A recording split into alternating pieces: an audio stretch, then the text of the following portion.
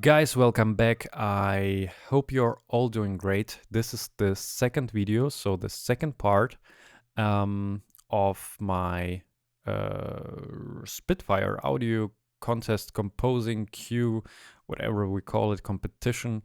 So the track is called, I called it Final Chase. This is the second part, so if you haven't watched the first part, you should, because I talked about the template. Today I want to dive into the music, into the first cue, because there are so many parts in it and it will take us too much time. And today I really want to make it more compact in terms of that I will divide it in small sections. So now I will talk about first. So I will play back the first cue and then I'll go to the strings. If you're interested, I will share a lot of, like, again, this mindset things, how I think during making music, the process and everything what is combined, because yeah, this is what I like into it. Okay, so I combine a lot of musical stuff, a lot of mixing and mindset stuff, and this is my way in terms of showing how I like to approach the things, and I combine it in this big a basket. Let's call it basket. Okay, so let's begin. I play the first cue and this sounds like that.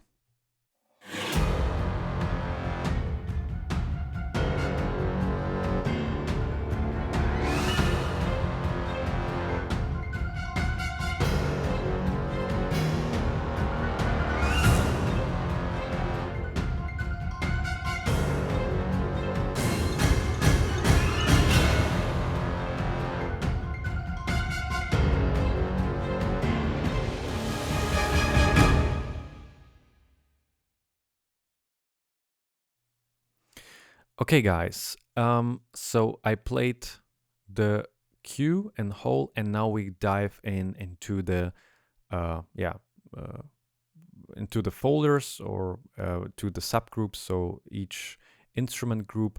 And the first one I will show you with what I have started with, and it are the tutti hits I mentioned already in the first part.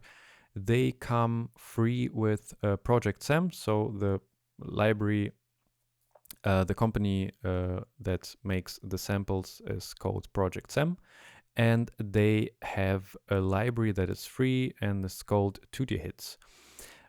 And I used as well the Orchestral Essentials hits from the Orchestral Essentials library from Project Sam. And this is basically with what I have started this cue. And I play it once through.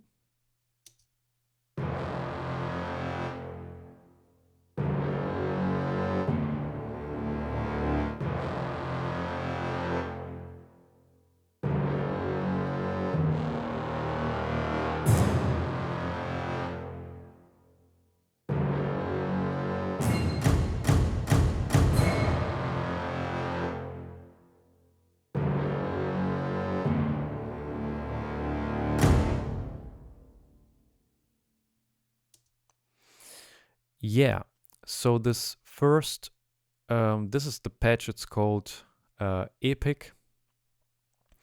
And as I said before, I really like to name them because I just know from which library what preset it is, because I already know, okay, this is the sound, and you see I used low cuts, etc., etc. I won't dive into it super deeply because I want to talk more about the music. I will mention the mixing stuff as well. So this was the first thing I started with. So I took this Epic preset, and you hear that we have this kind of, the whole orchestra is playing, like I press one note and you hear the whole orchestra playing the same note.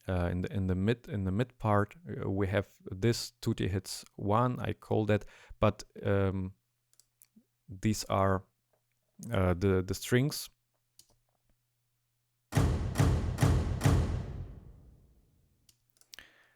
And it's great. I mean, there is no like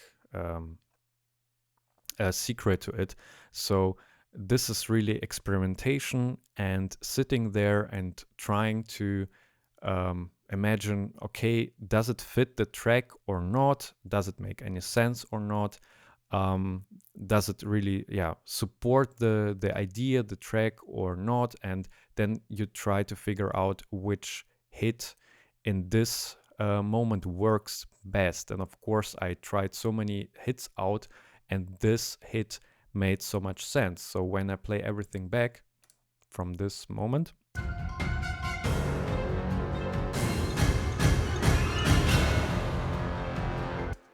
you don't really hear it explicit, like, yeah, these are the strings sitting on the strings, yeah. But in the context, it creates more color, it creates more uniqueness as well, and this is why it is so powerful to mix these kind of effects inside your music, not only sticking to the articulations that usually the most libraries provide, but try to think outside of the box and trying to just use something else and create your own sound that nobody else is doing out there. This is a huge tip. This is why people are who they are in terms of unique sound. They create their unique sound. They use something else. They just sit there for hours and try to experiment. And this is what I would recommend you if you think about, hey, I want this unique sound. How should I create this? And this is exactly the way to go. Sit there and figure out what works for the track to make it more unique. Okay, here are the strings. So we go up to the strings. I had only 2, 3 things going on with the strings. So basically, the collegni are playing kind of ostinato there, and the staccato strings are playing the accompaniment. So they play D flat, what I talked about before, D flat, G flat, and then F. And let's hear how they do it together.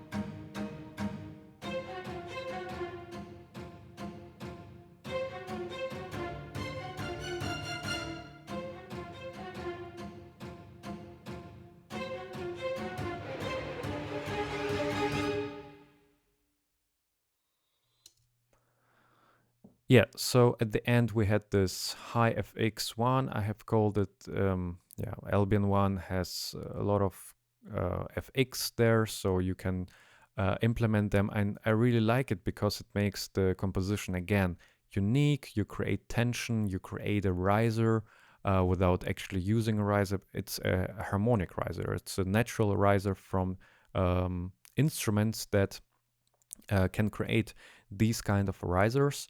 And I just implemented there because it makes sense. The scene ends, of course, and that we have a new shot and we want to create this tension going to the new shot. And this riser, of course, makes sense there. So this collegno strings part is what I said before. We had 7/8, we had 9/8 bars, and they they basically play this rhythm. And if you count it like 4/4, the 7/8 is let's play it.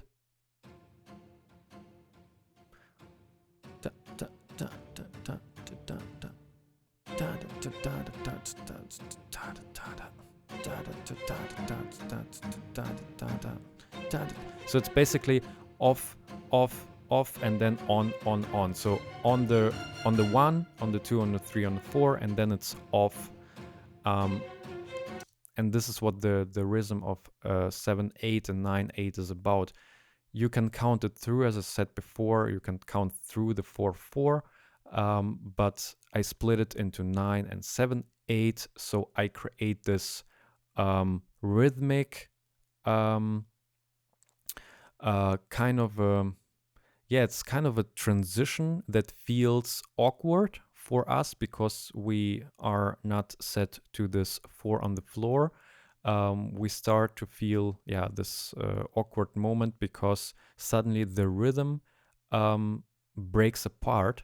And this is, again, one thing you can implement using different bars. Especially for film music, it's really great to create tension. You take, for example, 9/8 or 7/8. You can use 11/8 sometimes. It depends, of course, on the picture and the tempo you use. But if you use a different bar than 4/4, it's instantly a sign that you can create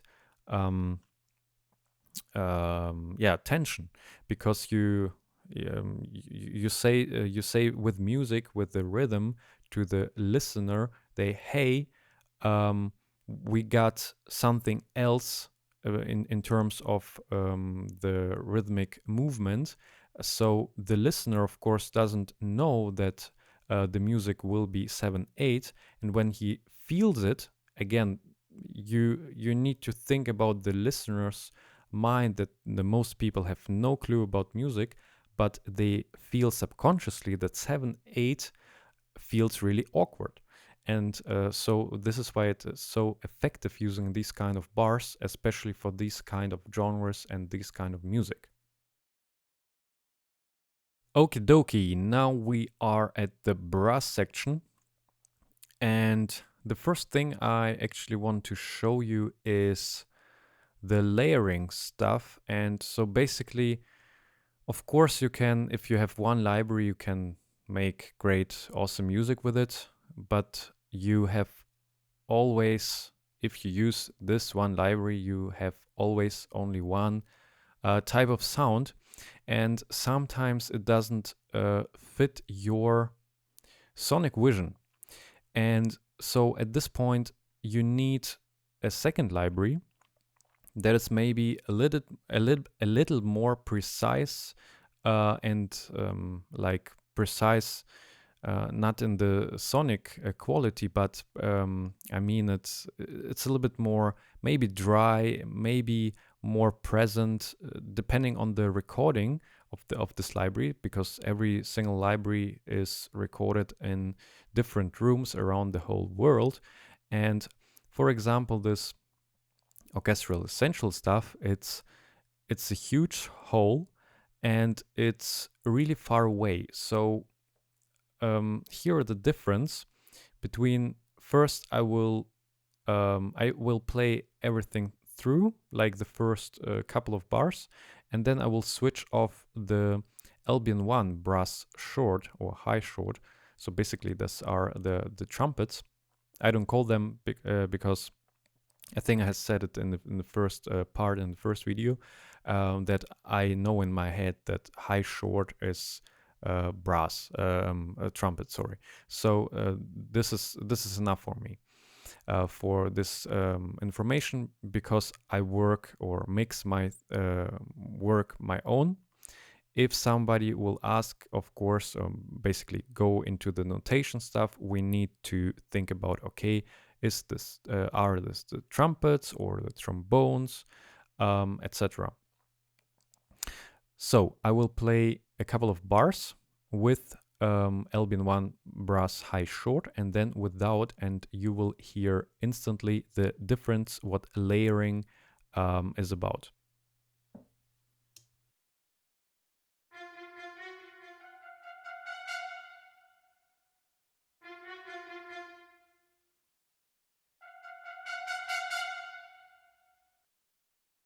I pause it here, and now I switch it off or mute it, and I play again.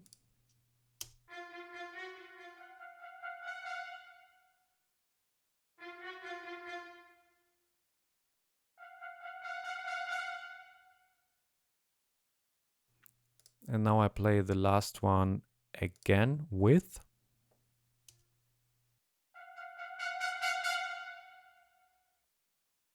And now without.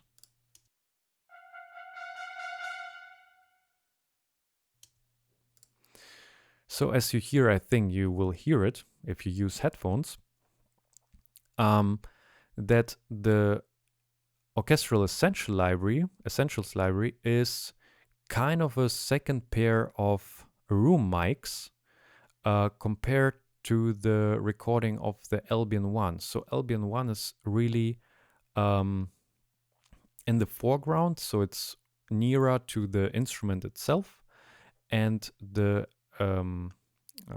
Orchestral Essentials is using far mics, so far room mics. And this is, of course, it makes a huge difference where the place of the instrument, so where the placement of the instrument is inside your stereo image or your imaginary stage. And here comes layering, because if you realize that, hey, I have this library, but the sound is super far away, so it's not in the foreground, it's not really in your face, or just feels too far away, you need a second library which is a little bit more drier, and where the instruments are recorded more to the instrument itself. So not maybe, let's say, 4 or 5 meters away, but 2 or 1 meter away. There are so many techniques the engineers use to record these instruments. But yet again, there are so many libraries out there. They all have a certain sound. The ones are drier, the other ones are super, super just wide in terms of the stereo image, and they're far away. And you need to figure out what is just working together. Because I think it will not make a lot of sense to have two libraries that are super far away in the sound, because I mean, you create another sound, but at the end you combine the reverbs, so the whole room, and it becomes more and more and more, and you can't really control it.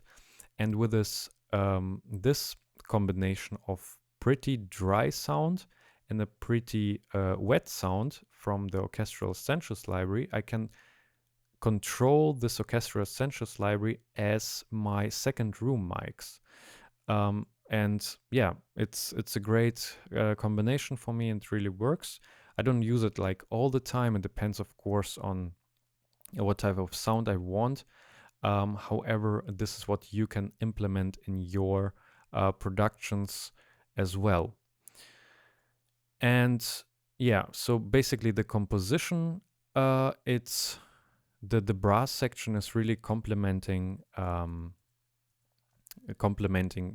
the what the strings are doing. I will play the brass with the percussion section, and I think it will make more sense when we hear the rhythm.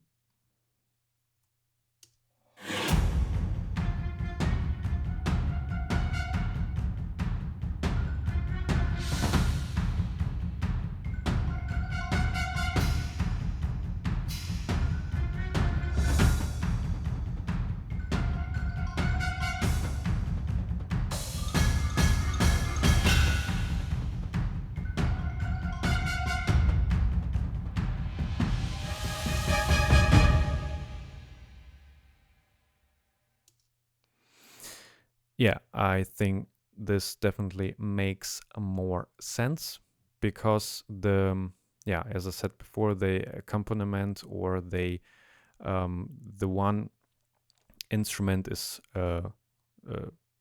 questioning, and the other instrument is answering the question. And yeah, so this is basically the compositional technique um, in the brass section in this cue. Cool. Now we arrived at the percussion section. You heard it before with the brass. However, there are a couple of things I want to show you here. And the first one is, so the main loop is based on the Action Strikes library from Native Instruments, because the library is based on loops. And here is the thing when you use these kind of libraries, because there are people who never change the loops they use. So they download somewhere something and they use the same stuff without changing something with the loop, so they doesn't change the loop. And there is another guy, another producer, composer, whoever this guy will be, he will use the same loop, and people like are a little bit, yeah, they question like, hey, I heard it before. And this is of course the problem, because when you have the same loop in your composition and in someone's else, it feels really awkward for people to hear the same stuff, because it means that what you are doing or the other guy is doing, it's not unique. It's a copy of a copy, and it's like a copy, like a plagiat. Okay, of course there are ways to use samples in a good way. Um, I will tell you how you can do it, but this is sometimes the issue when a new library comes out and people start to just play the same note over and over again, because on this note they are loops recorded and they do nothing with the loop. So if you use this kind of library, so Action Strikes, Damage, for example, always make sure that even if you use a loop that is pre-recorded, try to change something. So even if you need to cut out the lows or cut the heights or just put a bit crusher on it, do something with it and make it more unique. And yeah, just make it different, even if you're not writing the MIDI notes, and so just using this loop. So what I did with the Action Strikes, you have in the low register, I will not show it here because I don't have the library here. It's a mixing session, but you know that there are, yeah, like in this library, there are notes in the low register that change the loop.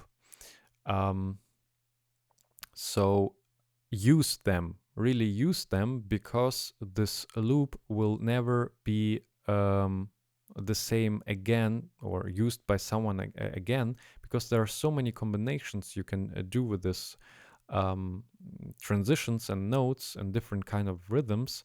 And this is my recommendation. If you want to start to be unique, you need to think about what makes your music unique. And music is only unique when you do something different, and you need to do something different, obviously.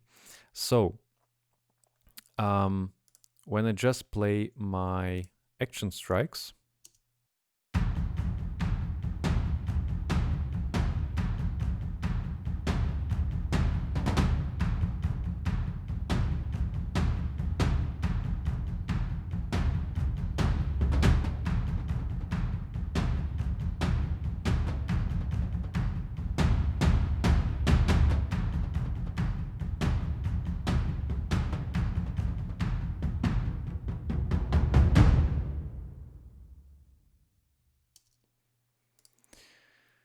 there were so many little things inside, especially when I transitioned from the 9/8 to the 7/8.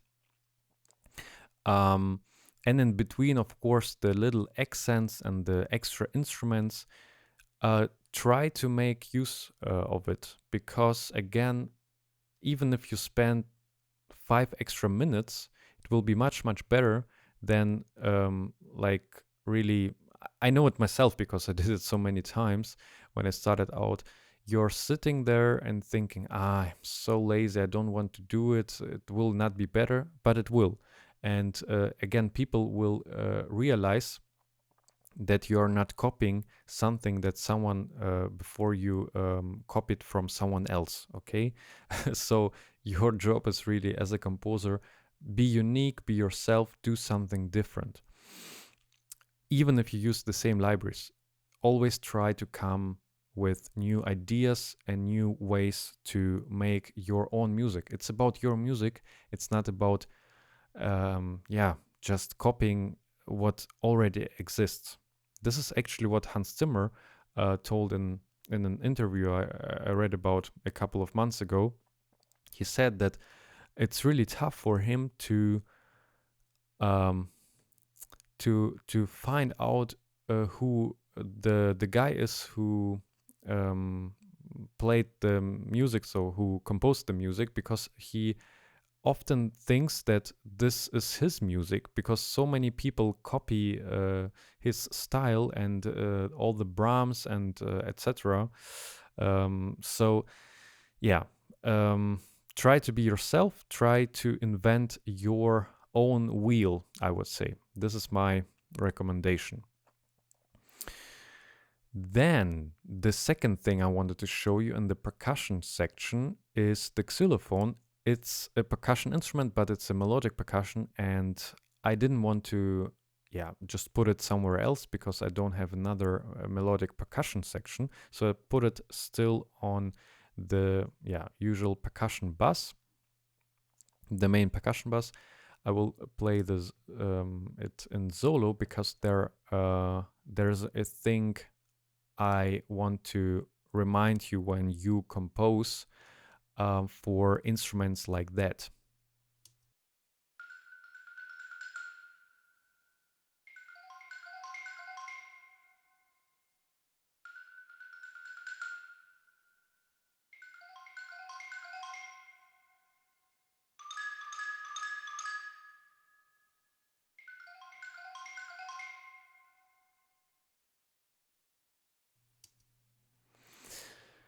As you might heard, the instrument is not quantized to death to the grid. And this is what makes it special in terms of human being feelings. I would describe it like that. Because you need to understand that, yes, you have so many options to make it super perfect every single time. You have the grid, you have the tempo, and you just press the cue button and everything is tight, super, super tight. But you need to still think about that when this music is played somewhere live, it will never sound like what you did in your DAW because this music is played by real people, and real people are not machines, are not robots. So my tip is for you, because I already heard my music played by a live orchestra, and it's an incredible feeling, and it first sounds really awkward because you think, hey, what are the guys doing? But at the end, it really makes sense because they are not perfect. They try to play it as good as they can.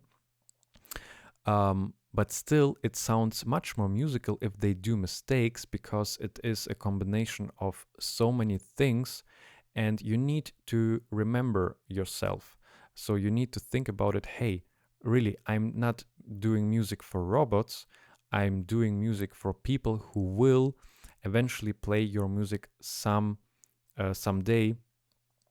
somewhere, and it needs to be playable. So this xylophone and the piano I have down below, the same. I will not like tell the same stuff because these two instruments do the same thing. I played the idea. Of course, it was like I played it to the rhythm, so to the click, but I didn't quantize to death, and it makes it so natural. It makes it like a human being played it. And because I played it myself, I yeah, I just tried to leave it as natural as I could. And of course, I check how it sounds with the whole cue. And if I see, okay, this is maybe too off, because usually the percussions are more tighter to the grid than all other instruments, or this should be the goal. Um, yeah, I I said, okay, this is good. This is not too tight, but it's not too loose. So pay attention when you compose for instruments that are, yeah, that are uh, played by human beings, especially xylophone. Of course, the people are tight. Okay, they can play tight, but if you really have a recording, you see, this person here, this note, that note are not super tight to the grid, and especially if you compose like here and there crazy runs or anything like that, like super fast things, people are not accurate enough to make it super perfect. Of course, there are super great players out there and musicians, of course, no doubt about it. But at the end of the day, if you hear a live orchestra, live performance, it will always grab your um, attention much more than a song that is perfectly yeah, tied to the grid. And yeah, so this is how we behave inside of us. We feel music more when it's more human being, sounds like a human played it. And this is the huge goal for every composer out there. This should be the first focus, where you try to make it as musical as possible. Remember that. Cool, we are almost at the finish line with this part. And the last instrument I want to show you quickly is the piano. I use two pianos. The first one, I call it a low octave piano. It's from the LBN1 library. And I chose this because it has great low end, and it fitted really nicely or beautifully with the hits, the tutti hits I showed you before. So I used this piano basically as my bass instrument. I didn't have any like synth or a bass inside this cue. So I used the piano for that. And it sounds like that. It plays the same root notes as the tutti Brahms, so the orchestral essential library.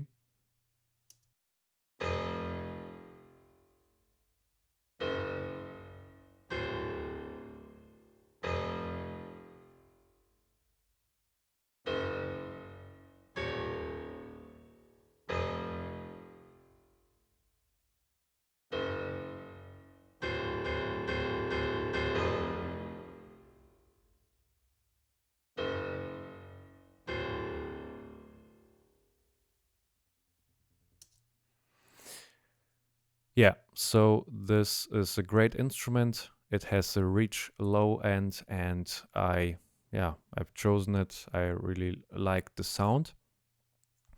And to complement it, because the second piano is playing basically the right hand, and of course, because I started with the piano, I know how a piano should sound, or let's say it like this: I know how what is possible to play on the piano and what is not possible to play on the piano.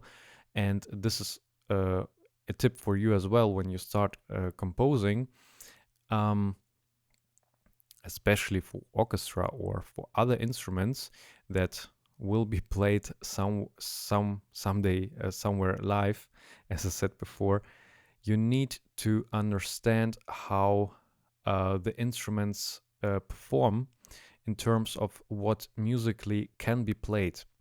They can be played a lot of stuff, And of course, there are so many great players out there, but the question is always how many you will meet in your life later on. Because let's say you will compose something for your um, university orchestra or your school orchestra, so where people are not at the level where like mm, like world class artists are. Of course, they will not perform as well as these big stars, and you need to think about it. You need to say, okay, maybe I will do it like this, or you need to arrange it in a way that most people, good people who can really play the instrument, can perform this even if they have a bad day. Remember that as well, because of course, everyone can have a bad day, but still he needs to perform the music. And if the music is super, super hard to play, and not a lot of people can technically play your composition, it will sound off. Of course, people will do a lot of mistakes. And this is what every time when I sit there, I try to think about, okay, what is possible with this instrument and what is not possible in the in in the whole. Okay, because I when I studied film music, it was of course there were people with me in my course that had less experience in terms of what the instruments can play, um, and this is normal because as a composer you start to learn what is possible to play on a certain instrument and what is not. I'm talking for so many minutes about it right now, but this is really crucial. You need to understand this is possible and this is not possible. Sometimes people will tell you, so and I do it often myself, and this is a tip for you as well. If you have some, for example, you use a guitar, I use it, I do it a lot, or drums. um, ask people who play the instrument better than you, um, really, because they will instantly tell you, this sounds like a guitar, or this sounds like a violin, and this is not how a violin would play or sound.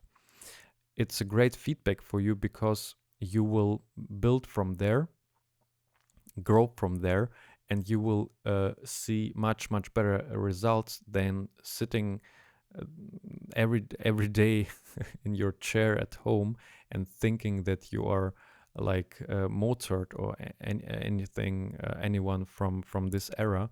So yeah, just start to learn what is possible to play with the instrument or not, and you will have a much easier time composing because you will feel much more confident that you do the right thing. So the second piano plays the right hand, so it plays the left hand together with the low octave piano, the same notes, um, octave higher, and then the right hand comes in. And of course, because I play piano myself, I know, okay, I don't want to make it too tight, but I want to don't make it too loose, but it still feels like a human being play the instrument. This is what I said before in the percussion with the xylophone. The same thing. So I play it through.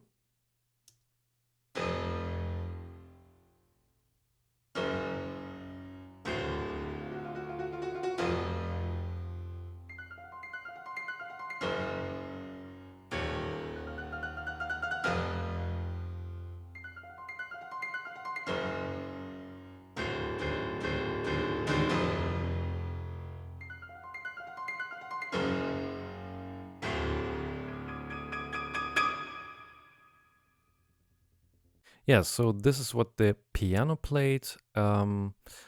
The second piano, so the giant, the cinematic preset, but I changed it to my own liking to fit the sound I wanted.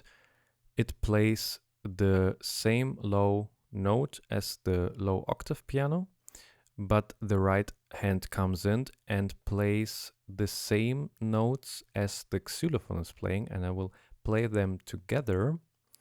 Let's see it once together.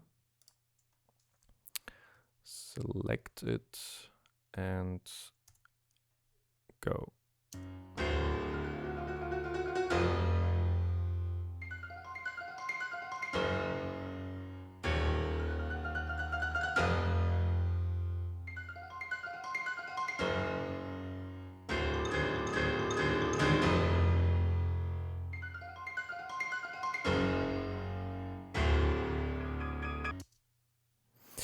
Yeah, so the xylophone is playing, or the piano is playing, the same notes as the xylophone, and yeah, it feels really natural. It feels not perfect, and this is what I said before, that the instruments, especially the where the people are playing, right? So the natural instruments like the piano, the strings, the brass, you need to make sure as a composer that you don't quantize everything to death. I said it before, but still make it fit to the grid so they are not to lose.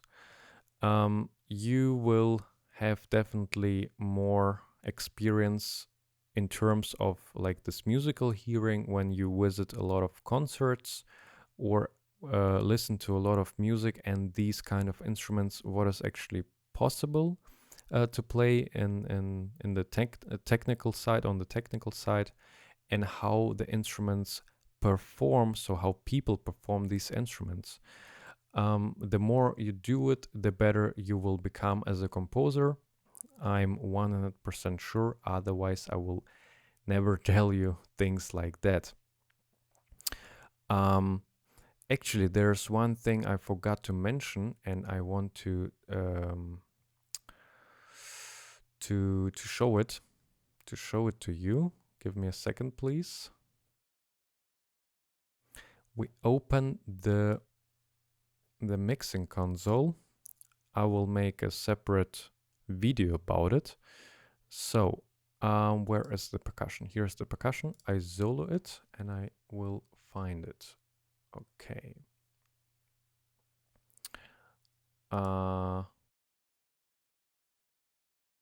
Back to the percussion. So, listen to this. I didn't show it before. It's a mixing trick that really works, and it helps you to separate the instruments or the instrument groups inside your imaginary stage, stereo image. And I used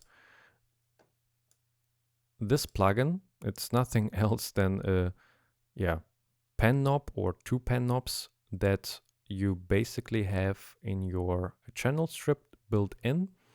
So usually you see it 100%, 100% right, 100% left. So everything is hard panned left, hard panned right. And in the percussion or on the percussion bus, I set it to 70% because, or why did I do it? Because percussion are usually placed in the background and are more central in the sound stage.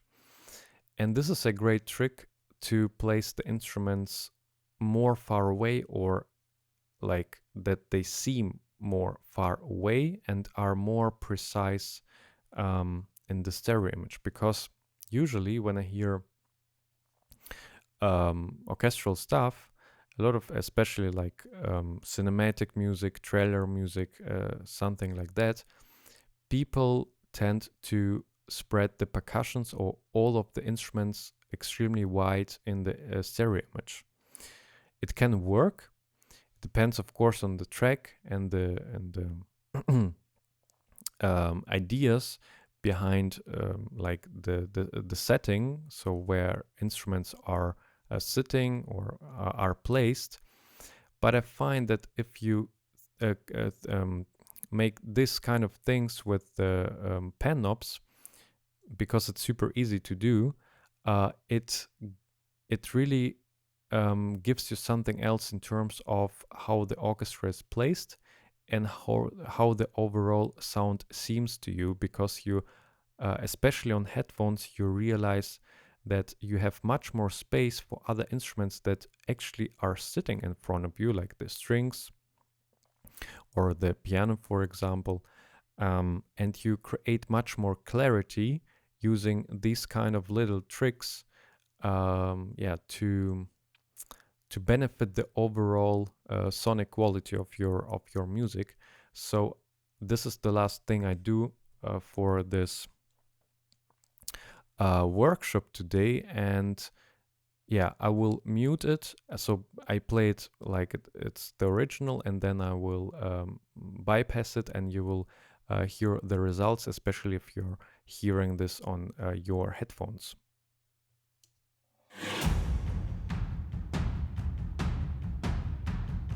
Bypass.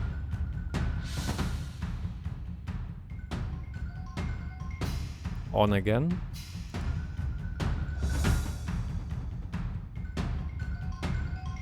Bypass.